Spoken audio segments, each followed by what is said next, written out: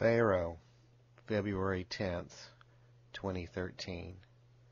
Well, I was back in ancient Egypt, and guess who was on Pharaoh's bad side? It would have to be me, of course. Pharaoh looked good, young, olive complexion, had the eyeliner going on, and that stylish headdress that I'd seen in history books. We were outside at one of his gatherings one evening when a woman that I can only describe as Mrs. Arnold Schwarzenegger appeared among the guests. She was at least 6.5 feet tall, and dressed and looked like Arnold from his Conan the Barbarian days. I shuddered at the sight. You? But more than that, I was in trouble, for she knew me.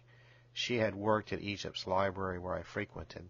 We were colleagues in the resistance. But this was before she took up bodybuilding and turned to the dark side. Pharaoh. Pharaoh was good at that. He could read certain minds, not mine, thankfully, and knew those he could turn. He definitely turned her, and now that she saw me, I was in trouble. "That's what I'm damn," she said in her best Arnold voice. The party became quiet as all eyes focused on me. Note to self, I thought. Don't trust librarians in the future. Pharaoh came over and looked at me and then back to Mrs. Arnold. She nodded approvingly, and that's when he swung around, did a back kick, and sent me flying into the swimming pool. I was more stunned to realize he knew karate than the surprise kick. The guards pulled me from the pool and sent me to prison. Of course, I wasn't in prison long. Pharaoh needed to travel, and he needed people to carry him on his palanquin. Of course, it wasn't your ordinary palanquin. It was royal, humongous, and heavy. We weren't using poles to carry this. It was more like logs. My shoulders were aching as we made our way through downtown Egypt. It was bright, sunny, and hot as I stared at the ground, one sandal in front of another. And that's when I saw it, or heard it.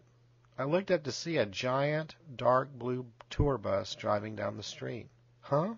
I said to myself, shocked and surprised. No one would believe me, but here, thousands of years ago, they actually had the combustion engine. Granted, there were very few, but still, what a discovery. I wondered why Pharaoh did not use them. And speaking of that mean guy, I looked up over my left shoulder to see how he was enjoying his ride at the expense of my back. I was baffled to see his chair empty. "What the Pharaoh?" I muttered. "Where'd he go?"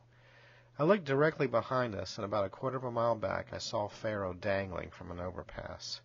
He was holding on to a piece of cloth for dear life. I smiled. It would seem that as his oversized palanquin went under the overpass, that his chair was up so high that he had to grab that cloth to avoid running directly into the pedestrian bridge and falling to the street. And we kept walking. I wasn't saying one word to my fellow transportation specialists as we kept moving further and further away. "Break a leg," I whispered, laughing.